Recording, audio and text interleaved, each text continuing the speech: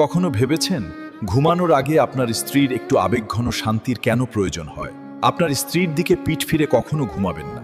বিশেষ করে একটা ক্লান্তিকর দিনের পর যখন বিছানায় যাবেন, তখন তার দিকে পিঠ দেবেন না, বরং তাকে কাছে ডাকুন, জড়িয়ে ধরুন, মিষ্টি করে শুভরাত্রি বলুন এবং মন ভালো করে দেওয়ার মতো দুটো কথা বলুন। আপনার একটুখানি ভালোবাসা আর উষ্ণতা তার জন্য অনেকখানি। একজন স্ত্রীর মানসিক শান্তির ততটাই প্রয়োজন যতটা পুরুষরা প্রায় বুঝতে পারে না। ঘুমানোর আগে তার এটা অনুভব করা দরকার যে আপনি তার পাশে আছেন, কারণ রাতের এই মানসিক নিরাপত্তাই তাকে সারাদিনের জন্য সুরক্ষা দেয়। প্রিয় রাসূল বলেছেন, তোমাদের মধ্যে সেই সর্বোত্তম যে তার স্ত্রীর কাছে উত্তম। তাই ভালোবেসে তার হাত ধরুন, তাকে আপনার বাহুডোরে জড়িয়ে নিন, এমন কোনো ভালোবাসার কথা বলুন যা তার হৃদয়কে শান্ত করে। কারণ কখনো কখনো ভালোবাসার একটি ছোট্ট কাজ সারাদিনের ক্লান্তি এবং দূরত্ব মুছে দেয়। যে স্বামী তার স্ত্রীকে রাতে মানসিক নিরাপত্তা দেয়, সেই তার স্বপ্নের নায়ক হয়ে ওঠে।